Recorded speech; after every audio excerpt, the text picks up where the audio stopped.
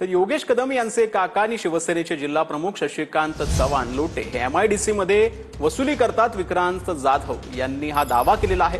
विरोधकांची बदनामी करण्याचा केविलवाणा प्रयत्न आहे। गृहराज्यमंत्री योगेश कदम यांची विक्रांत जाधव यांच्यावरती ही टीका पाहायला मिळते। तर विक्रांत जाधव यांचा बालिशपणा जगजाहीर आहे। शशिकांत चव्हाण यांनी हा निशाणा साधला। अण्णा कदम आणि जिल्हा प्रमुख शशिकांत चव्हाण ते त्या ठिकाणी ठाण मांडून बसलेले होते आणि हा गुन्हा म्हणजे एफआयआरच दाखल करा हे ते त्या ठिकाणी सातत्याने सांगत होते।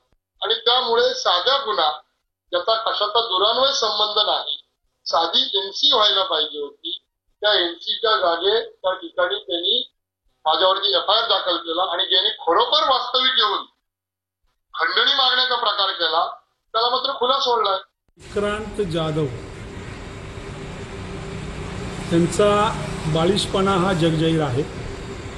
खोटं बोला, रेटून बोला, त्याची युनिव्हर्सिटी ही त्यांच्या घरात आहे आणि त्या युनिव्हर्सिटीचे कुलगुरू आहे ते भास्कर जाधव आहे। अशा भास्कर जाधवांचा शिष्य त्यांचे सुपुत्र विक्रांत जाधव हे आणखी काय नवीन बोलणार। आणि कागदी पुराणा कधी सुगंध येत नाही आणि हा जो विक्रांत जाधव आहेत ना हा कागदी फुल आहे। मंत्री पदाच्या दर्जाच्या पदावरती राहून गेलेले आहेत अशा व्यक्तींना असं वागणं मला वाटतं त्यांच्या तर बदनामी आणि स्वतःनी करून घेतलेलीच आहे। आता माझी बदनामी झाली, मग आता विरोधकाची बदनामी कशी करायची, मग त्याच्यामध्ये बेछूट असे आरोप करायचे, त्याच्यामध्ये बदनामी करायचा हा प्रयत्न करायचा केविलवाणा त्यांचा प्रयत्न आहे। त्यांना मी एवढंच सांगेन, आपण तरुण आहोत, आपण विकास या विषयावरतीच आपण नेहमी बोललं पाहिजे आणि आपण कोकणाच्या विकासाकरता आपण त्याचा विचार म्हणून प्राधान्याने आपण केला पाहिजे। व्यवसाय तुम्ही करा, त्यावर आमचं दुमत नाही, परंतु फक्त आता स्वतःची बदनामी झालेलीच आहे म्हणून दुसऱ्याची बदनामी करा असा त्यांचा हा केविलवाणा प्रयत्न आहे।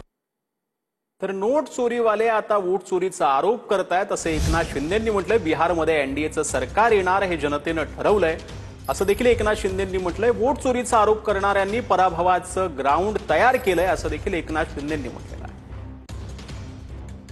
ज्यांनी मोदी साहेबांचं सरकार यायच्या अगोदर ज्यांनी नोट चोरी केली, भ्रष्टाचार केला, स्कॅम केले, घोटाळे केले, ते नोट चोरीवाले वोट चोरीचा आरोप करतात।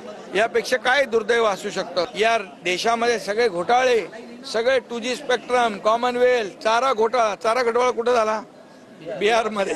त्यामुळे तिथल्या जनतेने ठरवलेलं आहे की एनडीए सरकार येणार आणि या ठिकाणी हे हरण्याचं जे ग्राउंड तयार करतात, वोट चोरी करून त्यांनी पराभव मान्य केलेला आहे।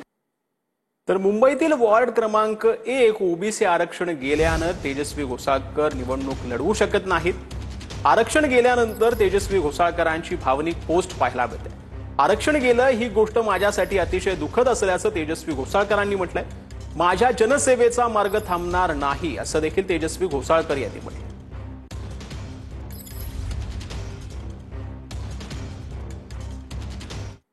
पुणे महापालिका निवडणुकीमध्ये शरद पवारांचे राष्ट्रवादी मविया म्हणून लढणार असं प्रशांत जगताप यांनी म्हटलंय।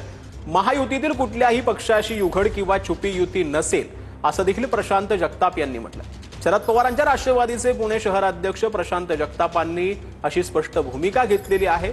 मनसेबाबत राज्य पातळीवरती निर्णय होईल तो आम्ही मान्य करू असं अंकुश काकडेंनी म्हटलंय।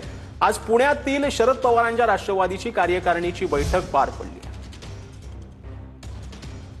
पुणे शहरामध्ये महायुतीच्या विरोधामध्ये आम्ही मागच्या काळामध्ये संघर्ष केलेला आहे।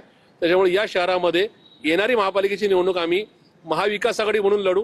महाविकास आघाडीच्या संदर्भात अंतिम निर्णय घेण्याचा अधिकार सुद्धा पक्षश्रेष्ठींचा आहे, पण महायुतीतल्या कुठल्याही पक्षाबरोबर आमची छुपी किंवा उघड युती किंवा आघाडी होणार नाही हे स्पष्ट करणारी आजची कार्यकारिणी आहे। आणि हे आम्ही जाहीर पुणेकरांना सांगू इच्छितोय की येणारी निवडणूक आम्ही महाविकास आघाडीतल्या घटक पक्षाबरोबर त्यांना बरोबर घेऊनच लढू। मनसेच्या बाबतीमध्ये राज्य पातळीवरती जो निर्णय होईल आणि आमचे श्रेष्ठी जे सांगतील त्याप्रमाणे आम्ही वागू। तर आता बातमी आहे पुण्यामधून। पुण्यातील कोथरूडमधील मुलींना मारहाण प्रकरणामध्ये पुणे पोलिसांना जे आहे ते प्रकरण भोवलेलं आहे। महिला पोलिसांवरती गुन्हा दाखल करण्याचे पुणे जिल्हा सत्र न्यायालयाने आदेश दिलेत। 3 तरुणींना कोथरूड पोलिसांनी जातीवाचक शिवीगाळ केली आणि मारहाण केल्याचा आरोप करण्यात आलेला होता।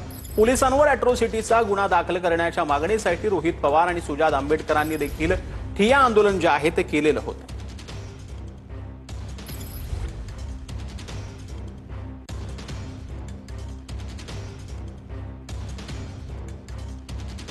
रोहित पवार यांनी या संदर्भात ट्विट केलेलं आहे. कोथरूड भागामध्ये 3 युवतींना जातीवाचक शिवीगाळ प्रकरणी कोथरूड आणि संभाजीनगरमधील 6 पोलिसांसह 8 जणांवर गुन्हा दाखल झालाय असं रोहित पवार यांनी म्हटलंय.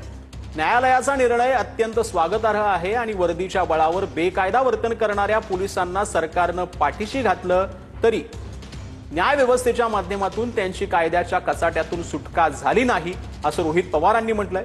न्यायालयाच्या माध्यमातून न्याय मिळवण्यात या मुलींना यश आलेलं आहे, त्या यशस्वी ठरलेल्या आहेत. त्यांना सहकार्य करणाऱ्या सामाजिक संघटनांचं अभिनंदन असं रोहित पवार यांनी आपल्या ट्विटमध्ये म्हटलंय.